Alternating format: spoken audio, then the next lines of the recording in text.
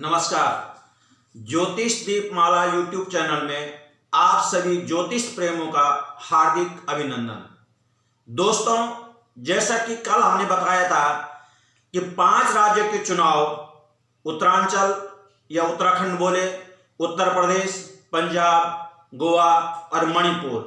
तो कल हमने चर्चा की थी, ज्योतिष चर्चा की थी उत्तर प्रदेश के बारे में।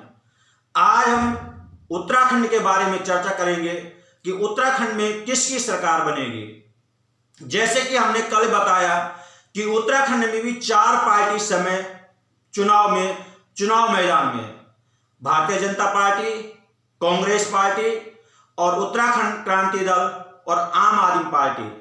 अगर हम चारों पार्टियों का योग लगाए 4 होता है, 4 राहु का अंक होता है, तो यानी वहां उथल पुथल होने वाला है, परिवर्तन की लहर चलने वाली है, जिसे अंक विद्या के हिसाब से राहु 4 का अंक का स्वामी होता है। आज हम उसी में चर्चा करेंगे कि आए जाने वहां पक्ष और विपक्ष, यानी वहां कांग्रेस और भारतीय जनता पार्टी मुख्य मुकाबला उन दोनों पार्टियों का है। आम आदमी पार्टी और उत्तराखंड क्रांति दल, उनका उतना जन सैलाब नहीं है। तो आज चर्चा करें, पहले हम हरीश रावत जी की पत्री में, हरीश रावत जी की पत्री में एक विश्लेषण हमने किया, जो उनका डेट ऑफ बर्थ हमको इंटरनेट से प्राप्त हुआ। तो उसमें उनकी 27 अप्रैल 1948 का उनका जन्म है और जन्म का जो समय कर्क लगन यानी सुबह 5 बजे को उनका जो जन्म समय आता है, तो जन्म समय दिन का 12 बजे का उनका जन्म है। अगर उनकी पत्री में देखें या उनका पूरा इतिहास देखें तो हरीश रावत जी 5 बार सांसद रह चुके हैं और मानव संसाधन मंत्रालय भी उनके पास रहे थे, मुख्यमंत्री रह रखे हैं।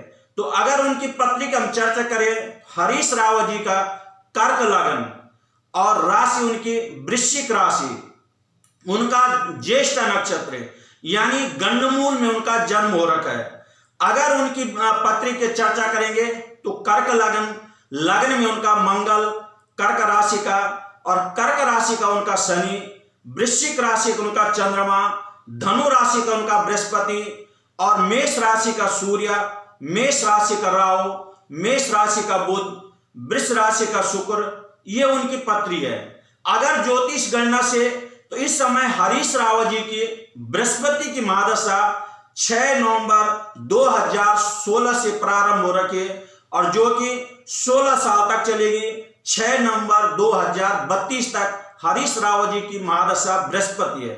बृहस्पति के साथ उनकी अंतर्दशा जो चल रही है 6 जुलाई 2021 से लेकर और 12 अक्टूबर 2023 तक उनकी बृहस्पति के साथ बुध की दशा जाएगी। हम उस प्रांत की बात करें जहां योगिनी दशा का विशेष महत्व होता है। अलग अलग जगह अलग अलग महत्व होता है, तो उत्तरांचल हो, हिमांचल हो, इन जगह योगिनी दशा का विशेष महत्व होता है। तो आए जब हरीश रावत जी की योगिनी दशा में उनकी इस समय उल्का की दशा चल रही है, जो कि 22 जून 2020 से लेकर और 22 जून 2026 तक उल्का की दशा यानी शनि की दशा अंतर्दशा चलेगी। और अगर उनका वर्षफल देखा जाए तो वर्षफल में उनका 11 जनवरी 2022 से लेकर और 9 मार्च 2022 तक उनका वर्षफल में शनि की दशा। हम आपको बताते हैं कि ज्योतिष गणना में चुनाव के लिए 5वां स्थान और 10वां स्थान विशेष महत्व होता है। हरीश रावत जी की जो बृहस्पति की दशा चले, रावत जी का बृहस्पति स्वराशि का 6ठे घर में, यानी जो प्रतिद्वंदी को पछाड़ने की क्षमता रखता है, और भाग्येश की दशा हरीश रावत जी की चल रही है, उनका बृहस्पति स्वराशि का है, लेकिन उनका लग्न में मंगल और शनि उनका काम बिगाड़ सकता है। प्रत्येक ज्योतिष गणना में सब ग्रहों की अगर हम विश्लेषण करें तो हरीश रावत जी ये यानी कांग्रेस पार्टी अगर लगाएंगे तो वो भी सफलता होने की संभावना पूर्ण है। अगर हम पुष्कर जी धामी जी की, जो वर्तमान वहां के मुख्यमंत्री है, उनकी अगर चर्चा करें, उनकी पत्री अगर देखें तो पुष्कर धामी जी का भी 16 सितंबर 1975 उनका जन्म सुबह 5 बजे कनाली छिन्ना पिथौरागढ़ के दोनों व्यक्ति जो मुख्यमंत्री की रेस में दोनों कुमाऊं मंडल क्षेत्र से आते हैं, तो उनका भी पिथौरागढ़ में उनका जन्म है। अगर धामी जी की पत्री देखें तो उनका सिंह लगन और मकर राशि। धामी जी का 27 जनवरी 2017 से लेकर और 30 मार्च 2025 तक शनि की साढ़ी सती है। कल भी आपने देखा होगा माननीय योगी आदित्यनाथ जी की भी साढ़ी सती चल रही थी और धामी जी की भी साढ़ी सती जी। अगर हम उनका पत्री का विश्लेषण करें तो पत्री धामी जी का सिंह लगन है और सिंह लगन के साथ साथ उनकी जो राशि आ गई मकर राशि, उनका केंद्र में सूर्य सिंह राशि का, केंद्र में शुक्र सिंह राशि का और वृश्चिक राशि का राहु, मकर राशि का चंद्रमा, मीन राशि का बृहस्पति और वृष राशि का केतु, वृष राशि का मंगल और कर्क राशि का धामी जी का शनि है। उनकी जो इस समय उनकी भी बृहस्पति की महादशा, यानी दोनों मुख्यमंत्री की रेस में दोनों की बृहस्पति की दशा चल रही है। धामी जी की 1 जनवरी 2011 से इनकी बृहस्पति की दशा शुरू हुई और जो चलेगी आपकी 16 साल तक, यानी 1 जनवरी 2027 तक पुष्कर सिंह धामी जी की भी बृहस्पति की दशा चलेगी। बृहस्पति के साथ उनकी समय सूर्य की दशा चल रही है। 13 जुलाई 2020 से लेकर और 1 मई 2022 तक पुष्कर सिंह धामी जी की बृहस्पति के साथ सूर्य की दशा। जैसे कि मैंने बताया कि हम उस प्रांत के हैं जिस प्रांत में योगिनी दशा का विशेष महत्व दिया जाता है, तो धामी जी की योगिनी दशा जो चल रही है वो भद्रिका की दशा चल रही है। भद्रिका यानी बृहस्पति की दशा 6 फरवरी 2022 से लेकर और 6 नवंबर 2025 तक धामी जी की भद्रिका दशा देखी जाएगी चलेगी।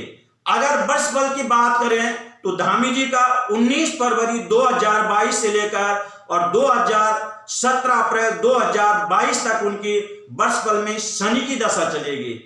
उत्तराखंड में टोटल आपकी 70 सीट है। 70 सीट में लगभग कांग्रेस और बीजेपी दोनों ही आपसी लड़ाई में बराबर रहेंगे। तो जो ज्योतिष गणना के हिसाब से है तो 32 सीट भारतीय जनता पार्टी की उत्तरांचल में आएगी और 31 सीट कांग्रेस पार्टी की आएगी। 2 सीट उत्तराखंड क्रांति दल की 2 सीट उत्तराखंड में आएगी, जबकि हो सकता है कि आम आदमी पार्टी कुछ मतों से अपना खाता खोलने में असफलता रहेगी, अन्य सीट निर्दलीय के पास जाएगी। तो यानी हम ये कह सकते हैं कि ये लोकतंत्र के जो चुनाव है उसमें बिक जाएंगे निर्दलीय प्रत्याशी। जो निर्दलीय पे डोरा डालेंगे वही उत्तरांचल में सरकार बनाएंगे। लेकिन अगर दोनों मुख्यमंत्री की बात करें पुष्कर सिंह धामी जी की और हरीश रावत जी की, तो दोनों की बृहस्पति की दशा चल रही है। तो मेरे हिसाब से ज्योतिष गणना के हिसाब से पुष्कर सिंह धामी फिर एक दफे उत्तराखंड के मुख्यमंत्री साबित होंगे। बहुत सारे हमारे पास फोन आते हैं कि घनसाली विधानसभा से और लोकसभा विधानसभा से कौन सा प्रत्याशी जीतेंगे।